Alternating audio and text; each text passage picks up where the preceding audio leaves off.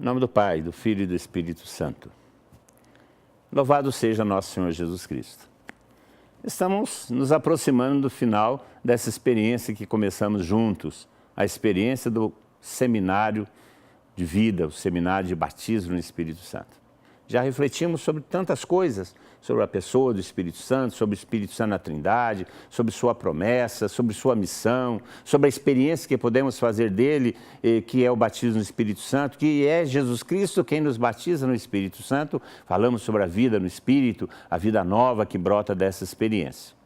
Hoje eu quero falar com vocês sobre um assunto que é muito importante e que muitas vezes é complicado, que são os carismas. Hoje, no nosso ensino de seminário de vida na TV, vai tratar dos carismas. Alguns imaginavam os carismas como coisas extraordinárias, são extraordinários no sentido de ser uma expressão do Espírito Santo, mas de ser assim uma coisa que aconteceu só ocasionalmente, só na época do começo da história da igreja, somente com alguns santos já renomados, somente para algumas pessoas que já estão em processo já de completa santificação. Esquecemos que os carismas são ferramentas para o uso diário da nossa missão. O Concílio Vaticano II, no número 12 da Lumen Gentium, vai falar sobre os carismas como coisas adequadas à igreja de hoje e que é para todos os cristãos. Dos mais simples aos mais complicados, os carismas são para todos os cristãos. Sendo que os carismas são manifestações do Espírito Santo e se manifestam naquelas pessoas que possuem o Espírito Santo, ou seja, todos nós, os cristãos. Hoje nós vamos refletir sobre os carismas. E que nós não devemos nos fechar a eles, e que nós devemos desejar esses carismas, para que a nossa missão seja mais fecunda, seja mais contundente, seja mais efetiva, porque nós precisamos dos sinais que acompanham a pregação. Não só os sinais de curas e milagres, mas os sinais de transformação de nossa vida, de nossa conversão, de nossa santificação, de nossa presença no mundo. Os carismas são para nós, são para a missão. São dados pelo Espírito Santo, são manifestações do Espírito Santo em nossa vida. Você, meu irmão e minha irmã, pode se abrir a esses carismas, dos mais simples aos mais complicados. São manifestações do Espírito para o bem da igreja. E como você ama a igreja e quer que a igreja seja beneficiada, abra esses carismas. Acompanhe agora o ensino sobre essas graças tão importantes e especiais para nós.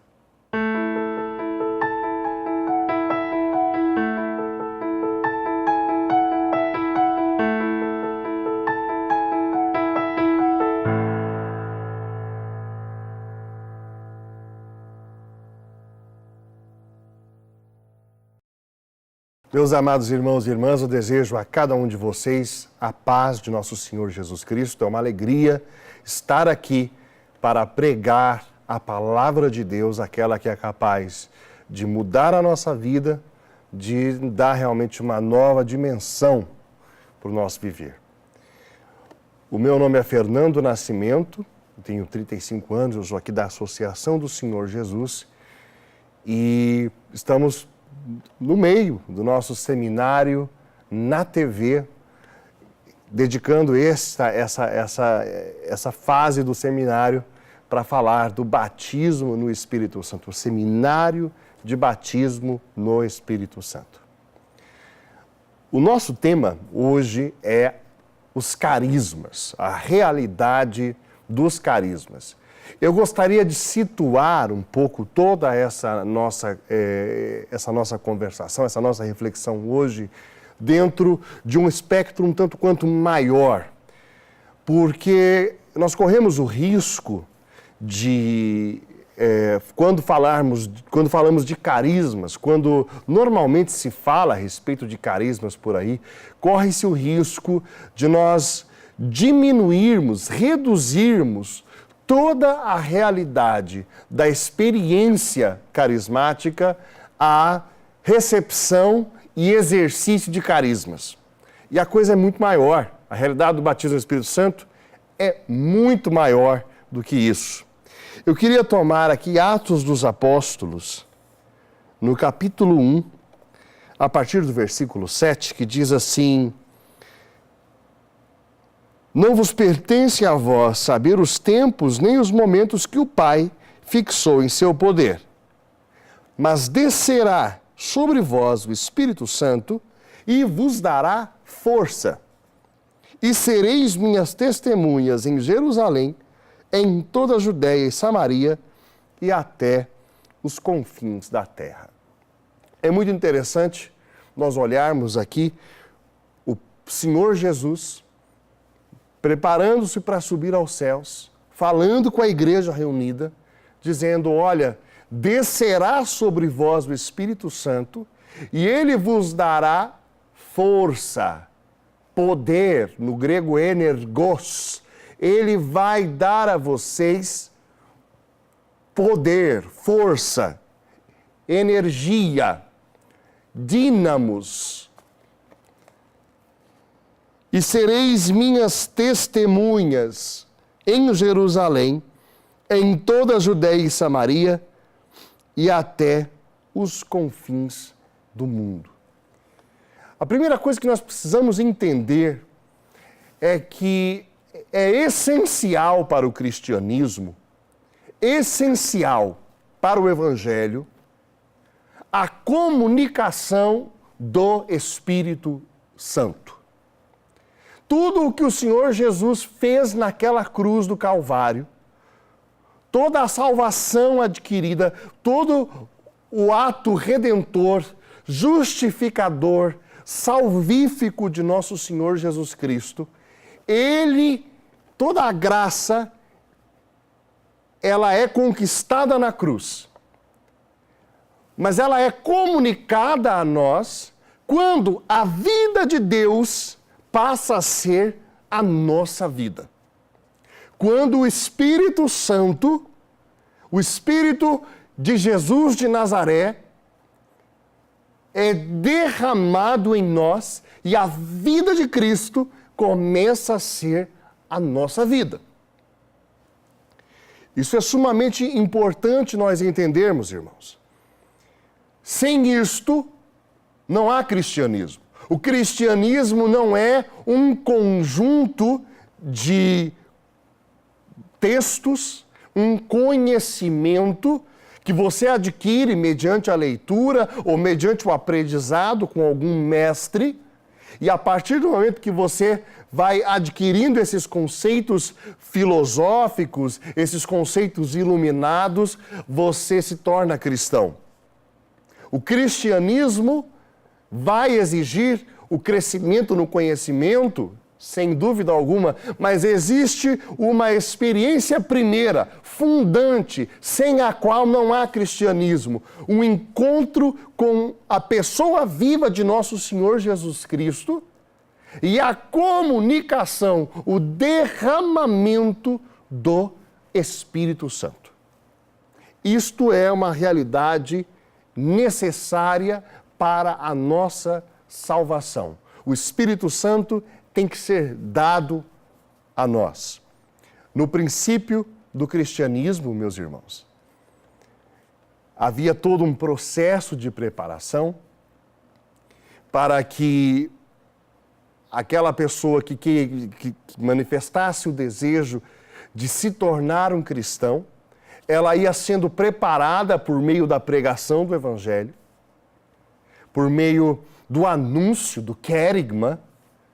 Depois disso, ela era introduzida no conhecimento dos mistérios, dos sacramentos. Depois desse ensinamento dos princípios básicos da fé, ela passava por um período chamado de purificação e iluminação, que coincidia com a quaresma, onde ela passava por um grande processo de exame de consciência, de cura interior. Uma vez, pelo menos a cada domingo, né, ela passava pelo processo dos escrutínios, recebia um pequeno rito de exorcismo, e ela ia se preparando para que na vigília pascal ela pudesse receber sacramentalmente o Espírito Santo. E não era só o sacramento do batismo que era dado. Ela recebia o sacramento do batismo, ela recebia o óleo da unção, o crisma, e recebia o corpo e o sangue de nosso Senhor.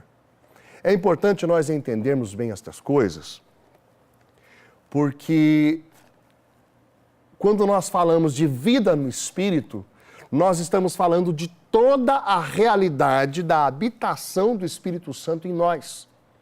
E os carismas são uma dimensão, uma parte de tudo aquilo que é o arcabouço da manifestação do Espírito Santo em nós. O derramamento do Espírito Santo em nós e tudo aquilo que o Espírito Santo gera ao habitar em nós. É interessante, quando nós olhamos no livro do Gênesis, lá no capítulo 1, 2 e 3, nós vamos ver o Senhor Deus falando com Adão e Eva, dizendo para eles assim, olha, não comam da árvore do fruto do conhecimento do bem e do mal. Se vocês comerem desta árvore, certamente vocês vão morrer. No capítulo 3 acontece o seguinte, Eva vai, toma o alimento, come, o entrega ao seu marido, que o come também. E o que acontece com eles? Ambos caem mortos no chão, é isso que acontece? Não. Não é isso que acontece.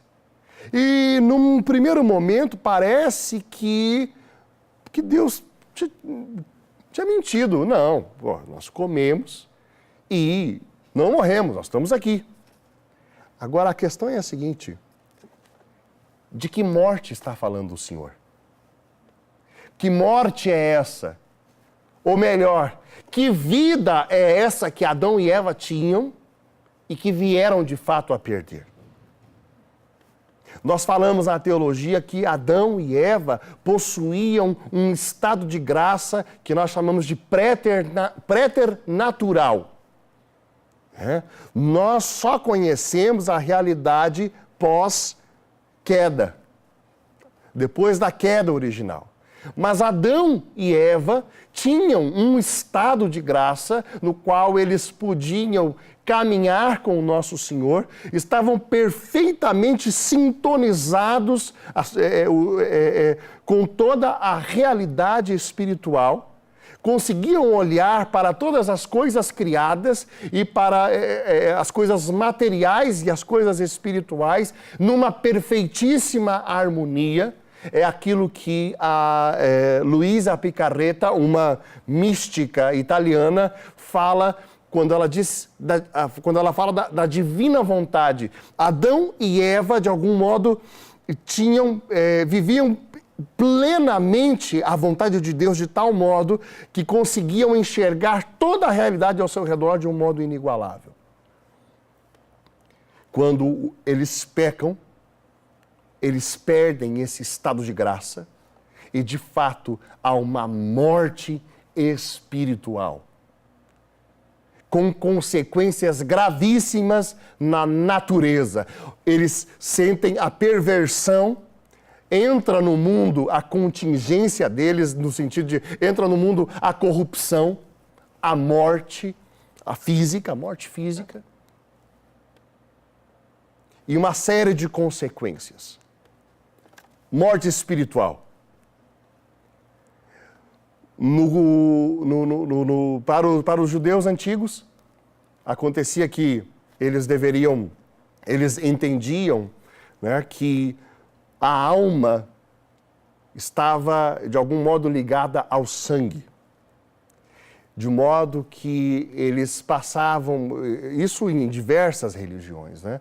Eles passavam a oferecer sacrifícios de animais para expiação dos pecados, dos seus próprios pecados. Ofereciam sacrifícios de animais em expiação por seus próprios pecados. Isso depois nós vamos ver no livro do Êxodo, no livro do Levítico, entra toda a estrutura, né, do sacerdócio levítico, e esses ritos são incorporados na liturgia judaica, e nós vamos ver tudo isso. Mas esses sacrifícios todos eram insuficientes, até que o próprio Senhor Jesus, Deus mesmo, desce, se encarna e Ele mesmo se faz vítima e Ele mesmo derrama seu sangue no madeiro da cruz e Ele paga a dívida e comunica por meio do Espírito Santo a vida superabundante, muito maior do que aquilo que tínhamos, infinitamente maior, uma graça.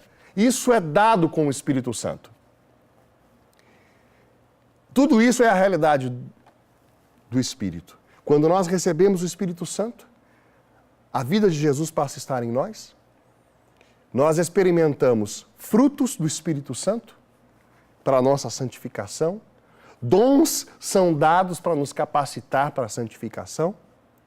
E para cumprirmos a nossa missão, edificando o corpo de Cristo, que é a igreja, a comunidade, e para anunciar o Evangelho, esse mesmo Espírito se manifesta por meio de sinais, para que homens e mulheres possam testificar que aquilo que está sendo anunciado é verdadeiro, é mensagem do próprio Cristo. Isso é o que Paulo vai dizer em 1 Coríntios, no capítulo 12, versículo 7. Ele chama esses carismas de manifestação do Espírito.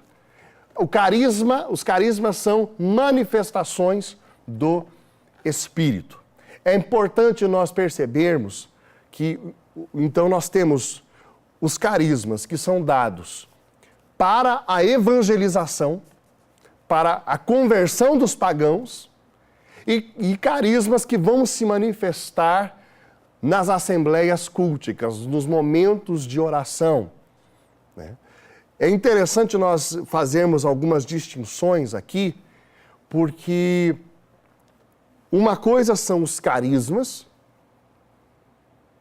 dos quais nós estamos falando, para a edificação do corpo de Cristo, para a evangelização.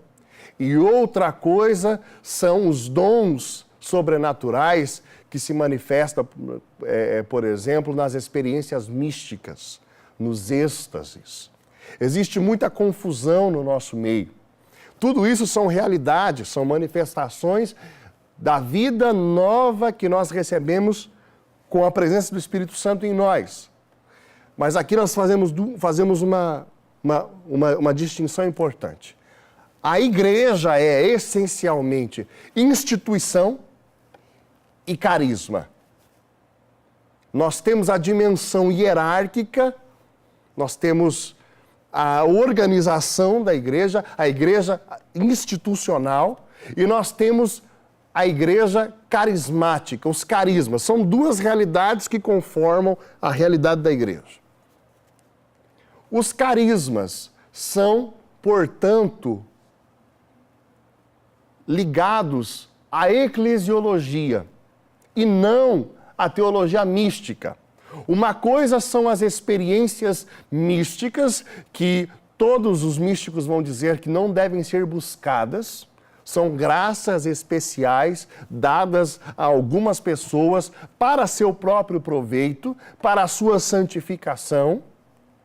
E outra coisa são os carismas concedidos pelo Espírito Santo para a eficácia do anúncio do Evangelho. Estes carismas são bem-vindos. Estes carismas podem ser aspirados. Paulo vai dizer, aspirai a esses dons, buscai a esses dons, porque esses dons são para a edificação do outro, da igreja. Quando eu prego a palavra de Deus e os enfermos são curados, o carisma da cura se manifesta, a palavra é testificada, há um senso na Assembleia de que Jesus Cristo está naquele lugar vivo e isto abre o coração para a conversão. Quando nós estamos anunciando a palavra de Deus e o Espírito Santo concede palavras de conhecimento, palavras de ciência, aonde realidades ocultas para aquele que prega sobre a vida de alguém é revelada, e você diz, olha, o Senhor está dizendo que, vamos lá, dar um exemplo, que na sua casa aconteceu isso, isso e isso na semana passada, e você se sentiu assim, assim e assim, e o Senhor estava lá com você, e o Senhor está nesse momento te dizendo isso em resposta a essa situação. É uma palavra de conhecimento de algo que me era oculto, mas o Senhor dá. Isto abre o coração daquela pessoa para ela perceber uma realidade espiritual. O coração dela se abre para que o anúncio do Evangelho entre. Isto aqui são manifestações de carismas para a edificação do corpo de Cristo. A profecia, mensagens proféticas dadas a uma assembleia, dadas a uma pessoa específica para o benefício desta pessoa. E por aí vai. Há dons que se manifestam durante, quando a comunidade cristã reza, o jubilatio, aquilo que Santo Agostinho chamou de jubilatio, a glossolalia, o falar em línguas. Quando a comunidade fala em línguas, edifica-se a si mesmo, quem ora em línguas edifica-se a si mesmo, mas é um dom que se manifesta na assembleia muitas vezes. É lógico que no meu privado, na minha oração pessoal, mas também se manifesta na Assembleia e gera na Assembleia um senso da presença do Espírito Santo, porque é uma oração, é o Espírito Santo orando em nós. E quem vê esta manifestação sente testificado que Jesus Cristo está vivo, que Jesus Cristo é o Senhor, que Jesus Cristo está ali e, portanto, age para a edificação do corpo de Cristo. É importante, então, queridos irmãos e irmãs, nós fazermos estas distinções. Estes carismas, ligados, portanto, à eclesiologia, não à teologia mística, eles podem ser buscados, eles devem ser aspirados, devem ser usados com sabedoria, para que o não crente conheça a verdade e a verdade o liberte. Nas assembleias de oração, Deus vai, porque se são todos uma assembleia de pessoas, todas cheias do Espírito Santo, a coisa mais comum é que carismas se manifestem. Agora, o que não pode acontecer, e muitas vezes, né, há esses problemas no nosso meio. Gente, se os carismas, a maioria dos carismas mais extraordinários existem para a conversão dos pecadores, para a conversão dos pagãos, de duas uma, ou todas as nossas assembleias carismáticas são assembleias de pagãos, motivo pelo qual nós temos que ficar pedindo cura o tempo inteiro nas assembleias e pedindo cura e libertação o tempo inteiro, ou todo mundo que está ali é pagão, ou nós estamos realmente deslocados. A cura é dada quando nós pregamos o Evangelho aos pagãos, sobretudo. Para você, crente no Senhor, para você, fiel seguidor, para você que já está no caminho de Deus, Deus por sua bondade pode conceder esse dom. Deus por sua bondade pode manifestar esse dom. Mas é sobretudo para o não crente, sobretudo para aquele que precisa crer e ainda não conhece o Senhor, que esse dom se manifesta. Eu gostaria que nós pudéssemos rezar nesta hora. Gostaria que nós pudéssemos pedir nesse momento uma grande manifestação do Espírito Santo. Que o Senhor orne a igreja com carismas. Que o Senhor derrame os carismas sobre a igreja, para que haja uma onda de evangelização no poder do Espírito Santo. Que de fato isso aconteça, que seja dado aos irmãos e irmãs a manifestação dos carismas, que se perceba no meio da igreja que Jesus Cristo está vivo, que Jesus Cristo é o Senhor. Peçamos que o Espírito Santo orne a igreja com carismas, para que homens e mulheres conheçam, abram seu coração, conheçam a verdade a verdade os liberte. O cardeal Leon Joseph Swenens escreveu nos documentos de Malinas, são 6 documentos preciosíssimos para todas as realidades e expressões carismáticas dentro da Igreja Católica, as expressões que nasceram desse movimento pentecostal e carismático do século XX e XXI. Ele dizia que preferia o nome renovação no espírito ao nome renovação carismática. Por quê? Porque, de fato, o batismo no Espírito Santo e a vida no Espírito é muito mais do que a manifestação dos carismas. Os carismas são manifestações que se dão quando nós evangelizamos, quando nós saímos pregar aos outros. Mas a vida cristã é muito mais do que isso. Esse é apenas um momento da vida cristã. Portanto, que os carismas do Senhor se manifestem na sua vida e na minha, para a glória de Deus. Amém.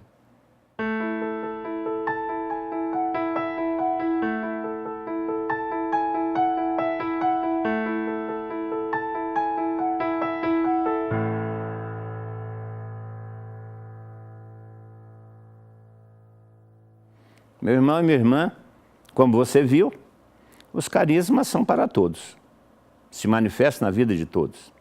Dos mais simples, dom das línguas, até os mais complicados, dom dos milagres. Mas nós não podemos ficar, como vocês viram, somente naqueles carismas que São Paulo cita no capítulo 12 da carta aos Coríntios. No capítulo 14 da mesma carta, São Paulo elenca outros carismas.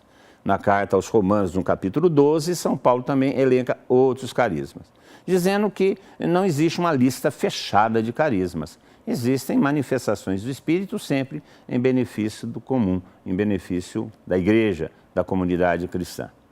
Os carismas devem ser desejados. Eles devem produzir em nosso coração o desejo de servir a igreja.